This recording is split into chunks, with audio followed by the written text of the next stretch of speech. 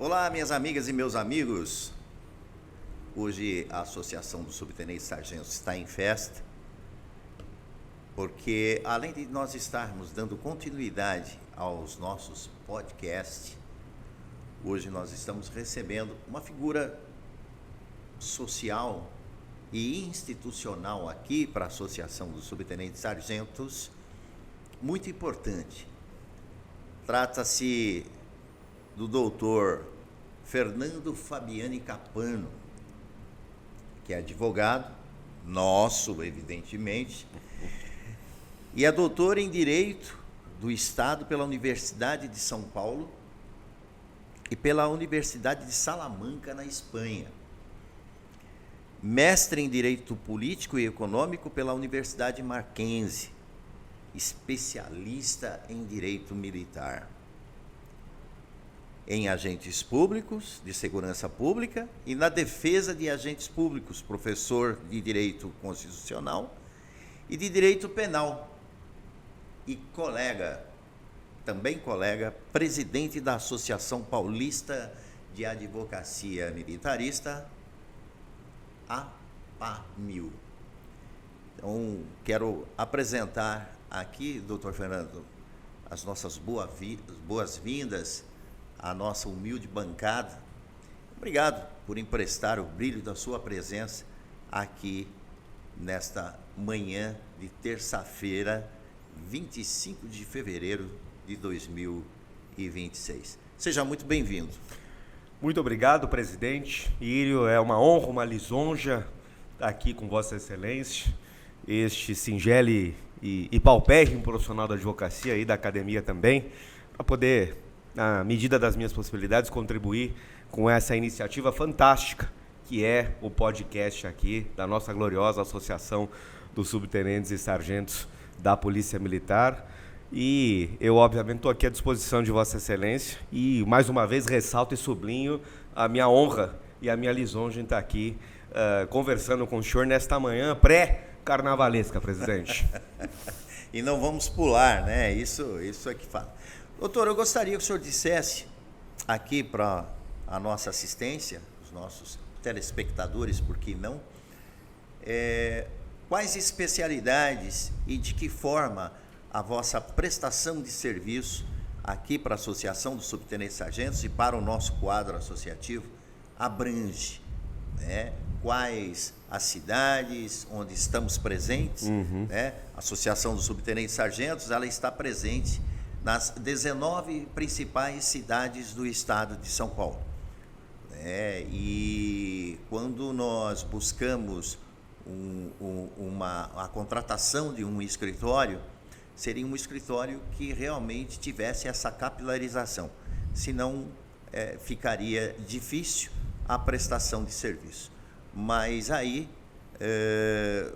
doutor Evandro, na época, doutor Evandro Capano, numa conversa no Sindicato dos Policiais Rodoviários Federais, ele disse que seria um sonho um dia advogar para a associação. Eu falei, mas imagina, isso não é muito difícil. E aí, em seguida, nós recebemos aqui o contato do Dr. Ricardo, que também é componente do escritório, né? E em seguida veio o Dr. Fernando. Aí a coisa ficou fácil, ficou muito fácil. Então, pois dissesse. Presidente, e mais uma vez reiterando a nossa lisonja em estar aqui, contribuindo, né, aos nossos telespectadores, a quem está nos ouvindo, ao corpo associativo da entidade e a todos os demais interessados aí, não só aqueles da família policial militar, mas também aqueles que, em alguma medida, estão aí interessados nos assuntos vinculados aí à área da segurança, à área do direito militar. Nossa carreira já tem aí cerca de 3 décadas, né, presidente?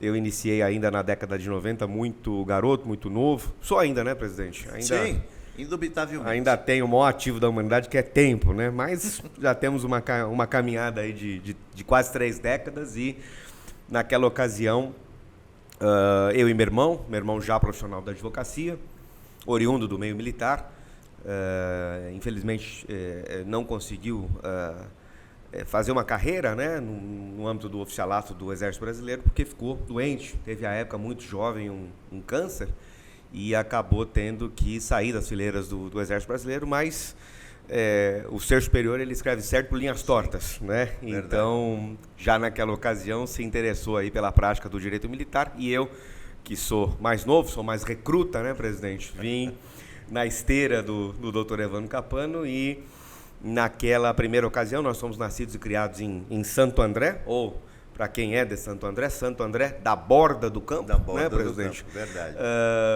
Iniciamos o nosso trabalho, meu irmão primeiro, eu depois como estagiário. Logo no início da Faculdade de Direito já tive a oportunidade de começar a operar o direito militar. Meu irmão e eu ainda num estágio voluntário, meu irmão já contratado como profissional da advocacia, na então Associação dos Cabos e Soldados, primeiro na regional lá de Santo André e depois aqui na sede do Departamento Jurídico. Naquela oportunidade, salvo melhor juízo, o nosso diretor jurídico era o Cabo Braga. Um abraço ao Cabo Braga aí, que é um sujeito fantástico, que está ainda, salvo melhor juízo, na diretoria da associação, embora faça muitos anos que eu não compareça até a associação. Pois bem, começamos a trabalhar lá e a manejar aí o direito militar, e a nossa carreira se desenrolou a partir daí, né? Acabamos tendo a oportunidade muito lisonjeira de ainda na década de 90, participar ativamente, meu irmão muito mais do que eu como profissional da advocacia, e eu ainda como reles estagiário, mas ativamente de alguns casos muito paradigmáticos. O primeiro deles, o famoso caso da favela naval. Sim. Que, né, quem conhece a história da Polícia Militar sabe que foi um caso que, como disse, né, trouxe uma mudança muito substancial nos padrões da Polícia Militar, no modo como o policial militar faz as abordagens, realiza bloqueios e tudo mais e tal. Um caso de muita repercussão nacional naquela ocasião, e daí construímos a nossa carreira na tutela dos agentes da segurança pública, dos agentes de Estado, dos agentes políticos, e desde então conseguimos aí trabalhar não só no âmbito da nossa gloriosa Polícia Militar, mas também nas associações da Polícia Civil, né? Por exemplo, na Associação dos Delegados, por exemplo, na Associação dos Investigadores. O senhor conhece ambos os presidentes, presidente Sim. André, presidente Fernando, Sim. presidente Fernando Marieto. Temos aí a possibilidade de trabalhar também no âmbito da Polícia Federal, tutelando aí o Sindicato dos Delegados da Polícia Federal desde 2003 e durante cerca de uma década o Sindicato dos Agentes e Escrivães da Polícia Federal também. Nos encontramos, né, presidente, lá no Sim. Sindicato da Polícia Rodoviária Federal, Sim. salvo melhor juízo na gestão do nosso glorioso presidente Fábio, né, presidente Fábio agora em Brasília, chique, né, presidente? Chique como o senhor, já está numa esfera distinta. E daí para diante tivemos também e temos ainda a oportunidade de estar com muita honra aqui na Associação dos Subtenentes e Sargentos, militando aí no cotidiano do direito militar, que é a nossa área de predileção, é a nossa área de início de carreira e é a nossa área sem prejuízo, obviamente, da tutela das demais áreas, é a nossa menina dos olhos. O direito militar, para mim, ele é bastante importante no meu cotidiano, razão pela qual nós, inclusive, tivemos aí a oportunidade de, no âmbito da gestão da ordem, né, do nosso Conselho Seccional, lá da Ordem dos Advogados do Brasil, Seção São Paulo, o maior colégio de advogados da América Latina, Sim. tivemos a oportunidade de estar lá na Comissão de Direito Militar, representando aí os advogados que fazem essa interface com as instituições militares, especialmente com a Polícia Militar. E nessa oportunidade fundamos aí a Associação Paulista dos Advogados Militaristas, ainda um grupo que vem crescendo aí no cotidiano e nos propiciando aí um conhecimento bem horizontalizado da área do direito militar e do assento que a advocacia tem no cotidiano desse ramo do direito, desse ramo importantíssimo do direito, que é ainda um desconhecido. Temos lutado aí para que, inclusive, o direito militar seja uma área um pouquinho mais prestigiada, né?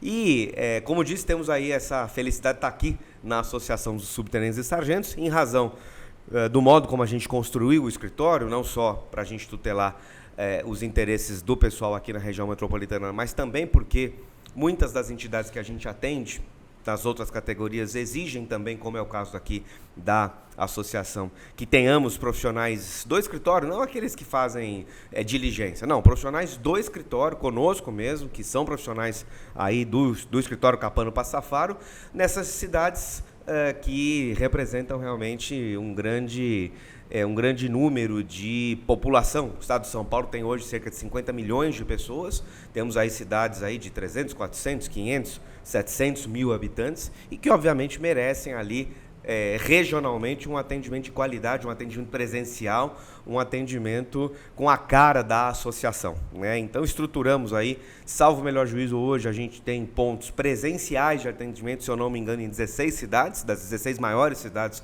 do interior de São Paulo, atendendo aí essas demandas. Não só, obviamente, demandas funcionais, não só demandas fazendárias, aquela em que a gente ajuiza em face do governo, né?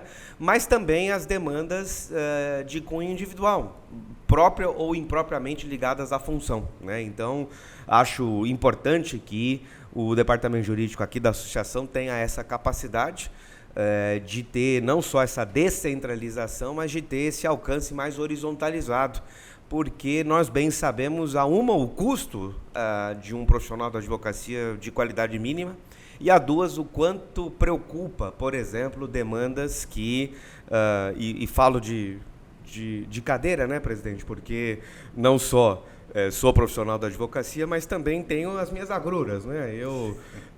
Só para mencionar, presidente, já conversamos isso tantas e tantas vezes, porque o presidente, além de ser meu chefe, é também um grande amigo, ele sabe disso, né? Já nos aconselhamos tantas e tantas vezes. Eu, por exemplo, estou indo para o 3º casamento, né, presidente? Tenho demandas na área de família aí complexas, e eu sei como é que é ter uma demanda na área de família e não ter a quem se socorrer. Portanto, o nosso profissional que está lá no hall dos profissionais da Capano Passafaro, somos em 48 profissionais da advocacia hoje, espalhados nessas 16 cidades, nesses 16 pontos de atendimento, estão aptos aí a atender, não só, como disse, as demandas funcionais, as demandas fazendárias, as demandas ligadas propriamente à área do direito militar, da polícia militar, mas também para atender essas demandas singulares, né, e individuais, que são tão ou mais importantes e que são, em grande medida, definidoras da nossa vida. Portanto, é uma honra, viu, presidente? Muito obrigado. Vale destacar que a Capano Passafaro, ela não cobra honorários do nosso associado. Esses honorários são adimplidos pela Associação dos Subtenentes Sargentos. Então, consulta, processos e etc., são totalmente gratuitos porque a associação faz o adimplemento desses honorários ao escritório. É importante, né, presidente? Porque, obviamente, se nós advogássemos pro bono, nós cometeríamos aqui um ilícito disciplinar, nos termos do Estatuto da Ordem dos Advogados do Brasil, nos termos da nossa lei federal que rege a nossa profissão. Então, estamos, obviamente, disponíveis para fazer os atendimentos, para tutelar as demandas que surgem desses atendimentos, que são oriundas dessa interface com os nossos associados, e os nossos honorários, eles são adimplidos aqui pela associação, que, portanto, disponibiliza esse serviço aí para o corpo associativo, óbvio, imaginando que nós temos outras necessidades que são fornecidas pela associação, mas o departamento jurídico certamente é uma das necessidades, imagino eu, mais importantes que uma entidade do gênero da associação pode fornecer para o seu corpo associativo. Sem sombra de dúvida. E fico muito contente de ser o profissional escolhido, né, presidente?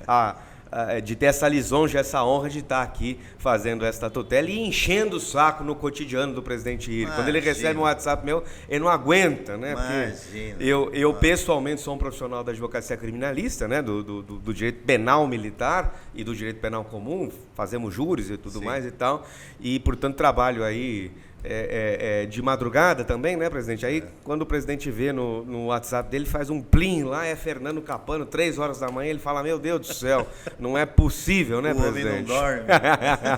Mas estamos aí à disposição e reitero aí a nossa honra e a nossa lisonja de estar aqui na associação, sob a batuta do nosso maestro, presidente Írio. Muito obrigado. Fui promovido ao cargo de maestro.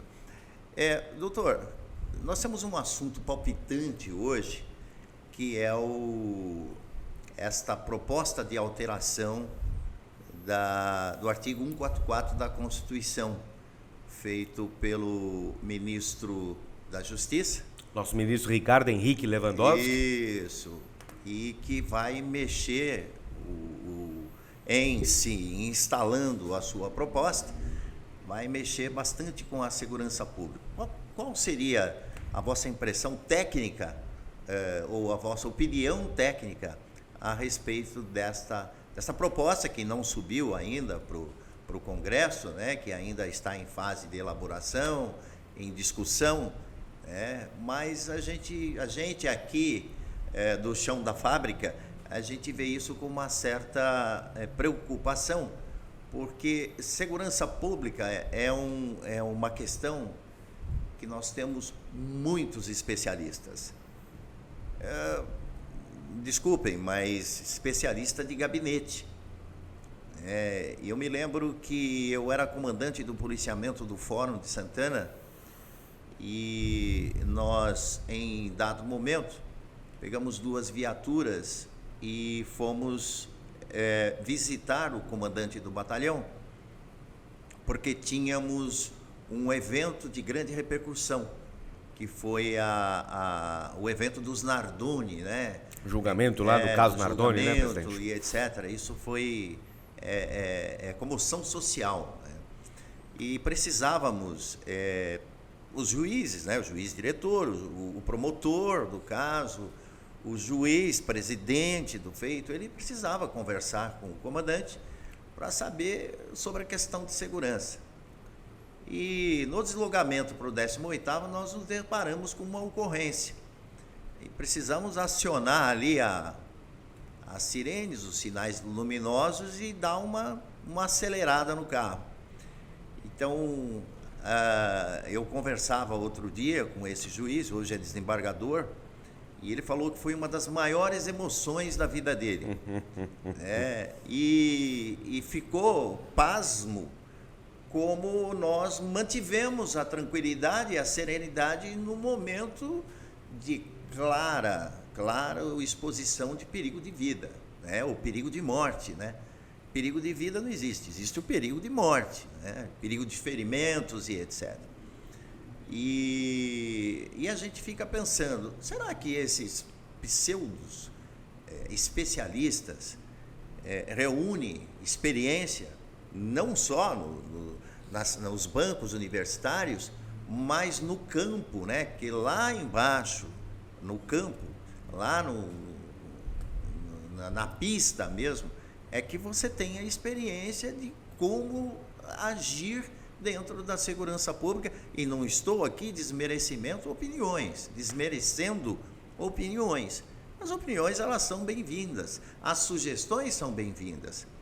Mas você me conhece? Como é que você pode se arvorar do direito de olhar para mim e dizer: eu tenho uma coisa muito boa para você? Eu decido se isso que você tem para mim é bom ou não. Então, daí, perguntando para o doutor Fernando, qual a sua opinião técnica a respeito disso? Porque depois de 30 anos labutando no direito militar, em contato com militares, a gente acaba tendo uma visão um pouco mais aprofundada do que se passa na rua. No próximo dia 18 de março, eu completo 45 anos de polícia. 20 anos da minha carreira foram dedicados à sala de aula. Aí você vai dizer: então você não tem experiência de rua. Nós fizemos estágios com os alunos, éramos obrigados a participar dos estágios com os alunos e terminei minha carreira na companhia de força tática do 18º Batalhão. Então, não me arvoro experiente, não como um policial de rota.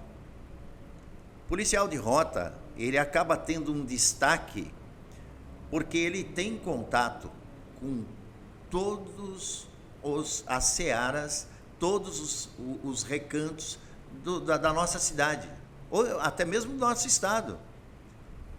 Ele conhece a população da Zona Norte, Sul, Leste, Oeste, do centro, das grandes periferias, de cidades do interior. E são pessoas com costumes e forma de agir diferente do centro.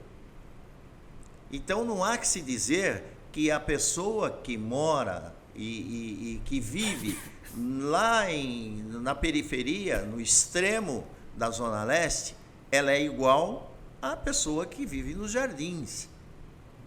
A forma comportamental ela é diferente. E o profissional de rota, como ele trabalha, ele tem contato com toda essa população, ele acaba desenvolvendo habilidade para identificar e tratar essas pessoas na forma do protocolo, na forma do nosso POP, Procedimento Operacional Padrão. Não que as outras unidades não tenham essa expertise. Tem sim, mas na sua região de atuação. Então, eu espero não ter sido confuso, e a gente volta para o tema, que é essa proposta de alteração. A PEC, né, presidente? A PEC 144, a PEC, que ainda não tem nome de PEC, mas para alterar os moldes da segurança pública do nosso Pois Estado. é, presidente. Do nosso Estado não, do país, né? Neste caso, estaremos aí diante de uma nova ordem constitucional vinculada à segurança pública, né? E, de novo, né, presidente, mais uma vez, sem, como o senhor bem ponderou, né, sem prejuízo de receber sugestões e opiniões dos ólogos, dos istas.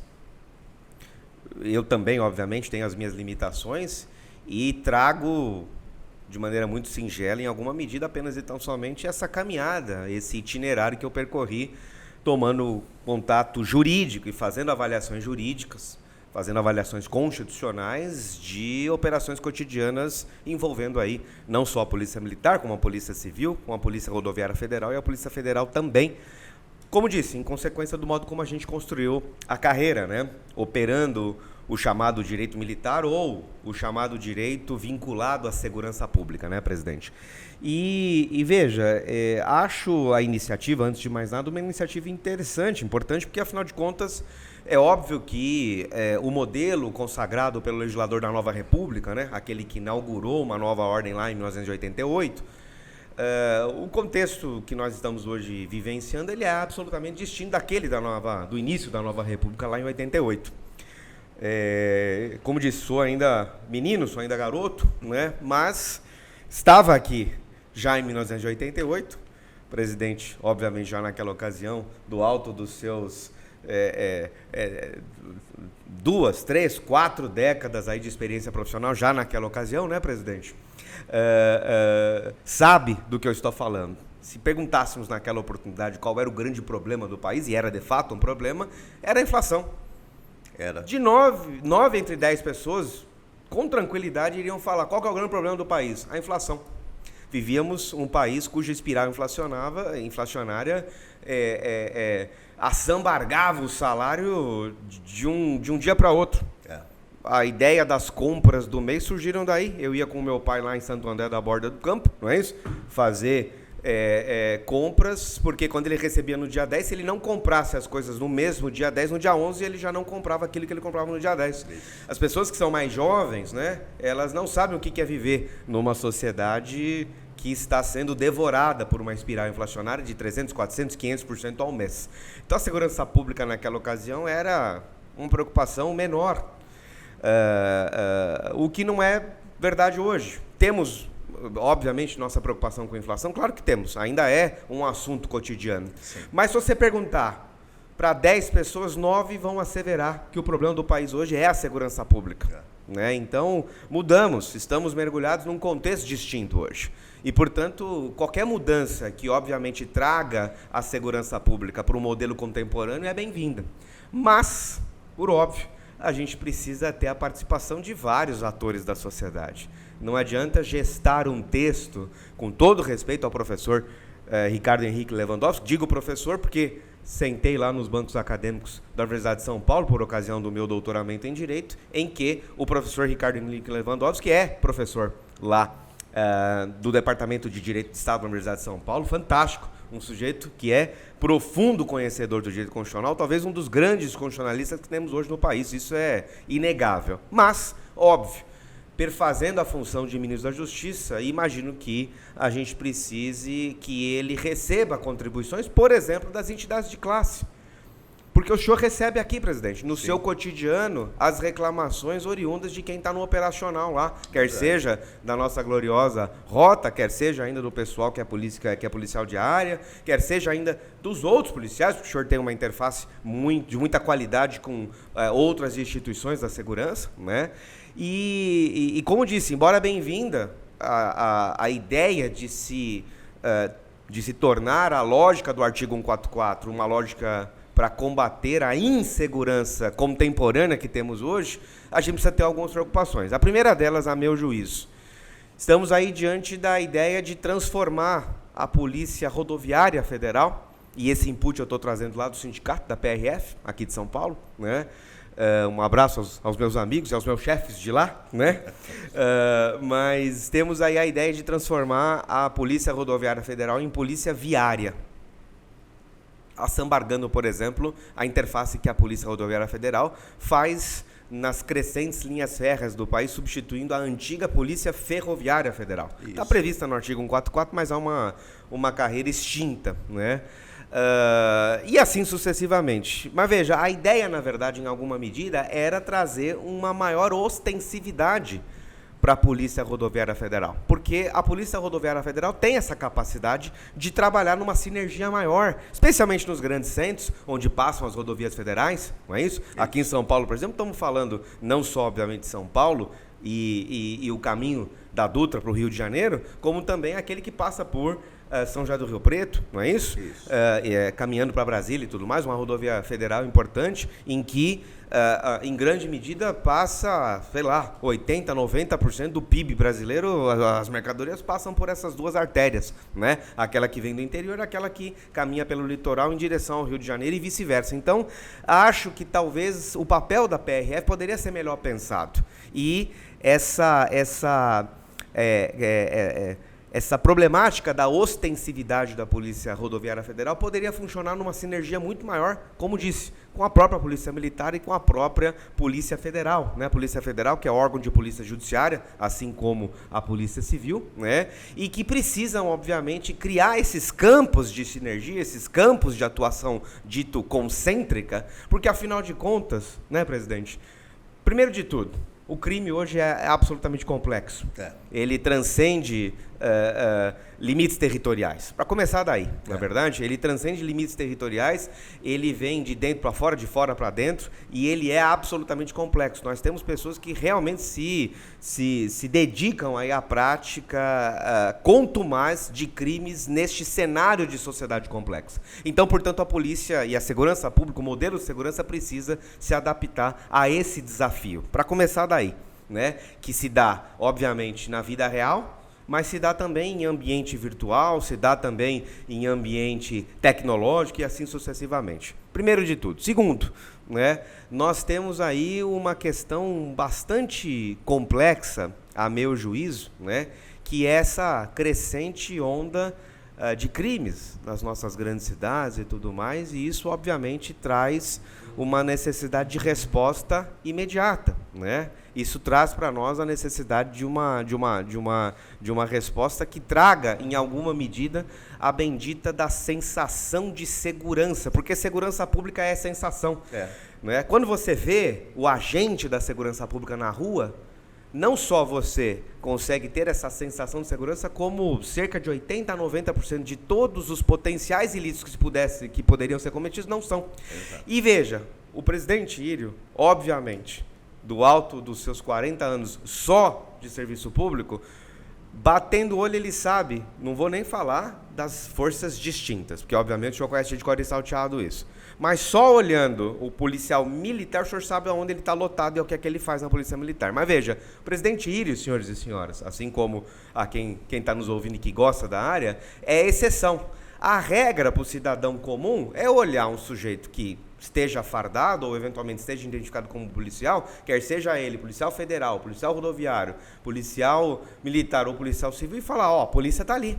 Então, esses campos de sinergia, esses campos de atuação concêntrica precisam ser necessariamente criados para trazer essa sensação de segurança. E aí temos uma outra questão que me preocupa bastante e que não está sendo, com todo respeito, não está sendo propriamente tratada. Qual é o papel, presidente, das guardas?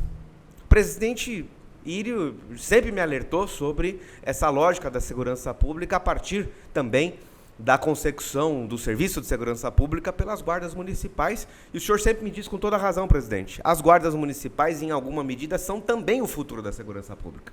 E o Supremo Tribunal Federal acabou de decidir que as guardas são não um órgão, porque os órgãos estão elencados nos parágrafos do artigo, nos incisos do artigo 144, sim, mas lá no parágrafo 8º do artigo 144 há uma menção expressa às guardas municipais. Então, na lógica da segurança pública, até o presente momento, a guarda municipal, as guardas municipais, elas não são órgãos, porque órgão é a Polícia Militar, a Polícia Civil e assim sucessivamente, mas elas são uma instituição, funcionam como instituições vinculadas à área da segurança. E o Supremo disse: hoje estamos diante de uma guarda, sim, com capacidade de ter maior ostensividade, desde que, obviamente, não atrapalhem, digamos assim, o serviço do cotidiano da Polícia Militar. Então, temos que pensar também o papel da guarda. Temos que pensar, né, como é que a gente, eventualmente, vai trabalhar essa questão.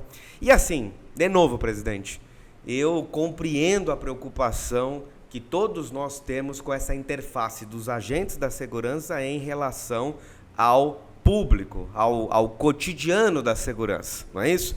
Aqui em São Paulo, eu tive anos atrás, fazendo uma visita institucional, representando a OAB São Paulo, lá no Copom. O comandante do Copom, naquela ocasião, falou assim: Fernando, nós temos cerca de 80 mil ligações para o Copom mês. Dessas 80 mil, cerca de 40, mais ou menos, startam viatura. 40 mil, presidente. Sim. 40 mil startam viatura aqui no estado de São Paulo, um estado de quase 50 milhões de pessoas. Pois é, fantástico. Dessas 50 mil, vamos imaginar que nós tenhamos aí 0,1% de ocorrências em que há um abuso por parte do agente da segurança, por parte do policial militar. Estamos a falar, então, portanto, de não mais do que 50 ocorrências quadradas, presidente, para falar a gíria, tudo bem? Em 50 mil. Mas o texto que está sendo submetido ao crivo do Congresso agora parece partir de um pressuposto preocupante, que potencialmente todas as interfaces havidas entre os agentes da segurança e o cidadão são potencialmente ilícitas, são potencialmente abusivas. E, portanto, a lógica das câmaras corporais no fardamento dos nossos policiais, e eu não sou contra, ao contrário, acho uma belíssima política pública. Mas veja, para limitar a favor da sensação de segurança pública e não partindo do pressuposto de que potencialmente o policial militar está nas ruas porque ele está lá para cometer ilícitos. Em que lugar do mundo, como eu já disse mais de uma vez, presidente, tirar o prestígio, tirar a capacidade de ação, tirar a força dos agentes da segurança pública, lato sensu falando, resolveu o cenário de criminalidade? Talvez em Oslo, não sei, talvez nos países nórdicos lá, talvez como se diz num alemão muito quadrado, em Copenhagen, né? Talvez lá em Copenhagen, não é? A lógica seja distinta. Mas no Brasil, diante desse cenário de 50 mil homicídios mais ou menos ano, diante de um índice de problemas complexos alarmante, diante de uma criminalidade cada vez mais complexa, né, e cada vez mais presente no nosso cotidiano, nós precisamos repensar a segurança pública, adotando como premissa de que é preciso prestigiar o agente da segurança pública, especialmente, por óbvio, os nossos gloriosos policiais militares, porque senão não vamos resolver o problema, senão não vamos equacionar, né? Eu tenho essa preocupação, eu tenho essa sensação de que algumas premissas da nova redação do artigo 144 da Constituição, que é aquele que traz a segurança pública para nós, do ponto de vista de estruturação constitucional, eu tenho comigo a sensação de que algumas premissas, com todo respeito aos gestores do Ministério da Justiça,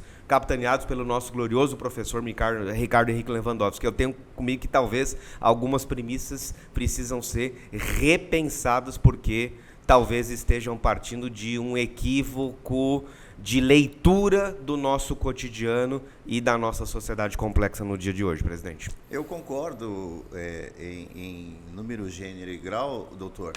E assim,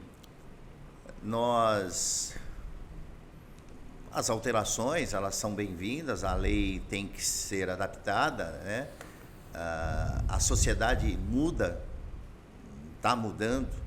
Nós temos um problema muito sério com a educação, né? Não vem aqui o caso, mas porque não estamos no tema educação, mas como eu fui professor da escola de sargentos e de alguns cursinhos de preparatórios aos concursos de ingresso na Polícia Militar, então a gente percebe que há necessidade, sim, de se ouvir quem está no trabalho, quem faz da segurança pública o seu dia a dia, vive isso cotidianamente, porque aí nós teremos alguma coisa que realmente vai atender aos nossos anseios. Um jornal, que não me recordo o nome, publicou recentemente que a Polícia Militar do Estado de São Paulo é a mais letal do mundo, é a mais perigosa, não é letal, acho que era perigosa. Eu gostaria de perguntar para quem fez essa observação: perigosa para quem? Para a sociedade ou para quem insiste em viver à margem da lei? É uma pergunta que a gente deixa no ar. Então, se você não quer ser multado ou autuado por excesso de velocidade, você ande na velocidade compatível com a via de trânsito.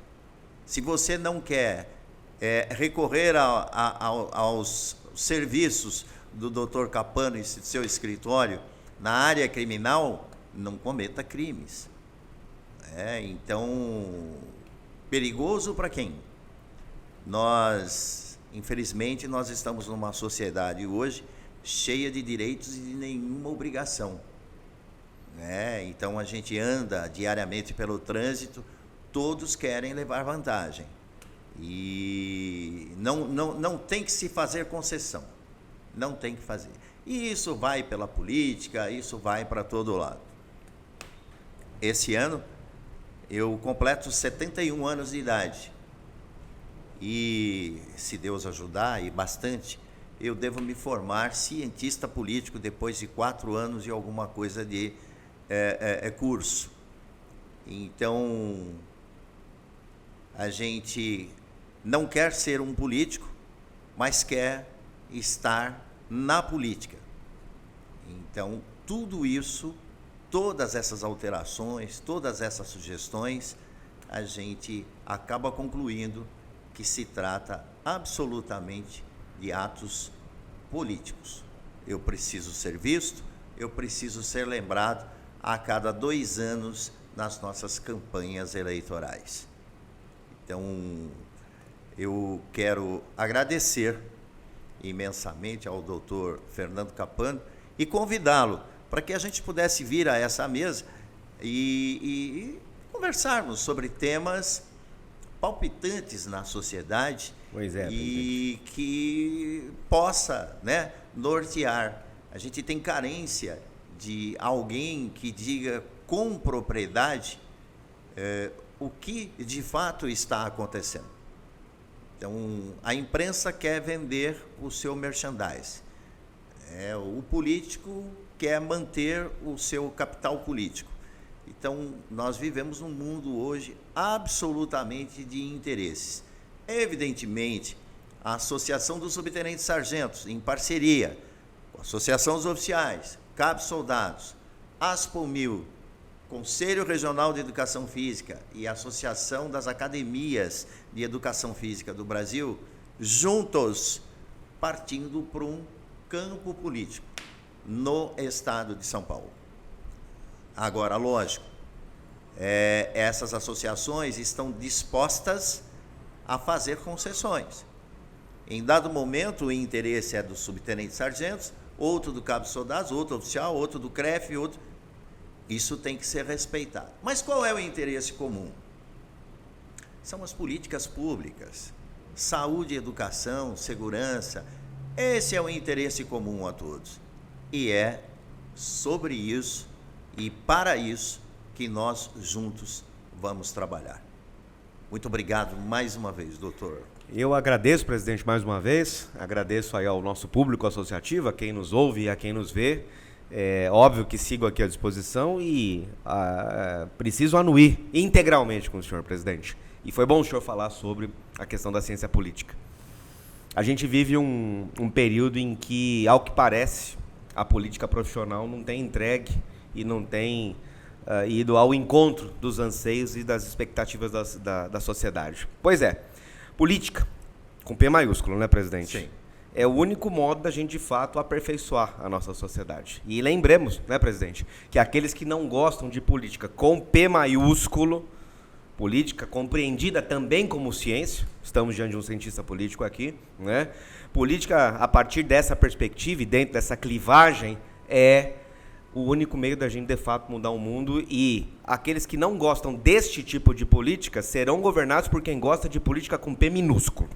Portanto, olho vivo e sigamos aí os ensinamentos do nosso presidente Írio, que é, de fato, uma das pessoas mais abalizadas que eu já conheci na minha vida, e olha que já conheci várias, modéstia à parte, viu, presidente? E eu, mais uma vez, agradeço, na pessoa do presidente, a oportunidade, e eu sigo aqui sempre à disposição, presidente. Muito obrigado, um grande abraço a todos.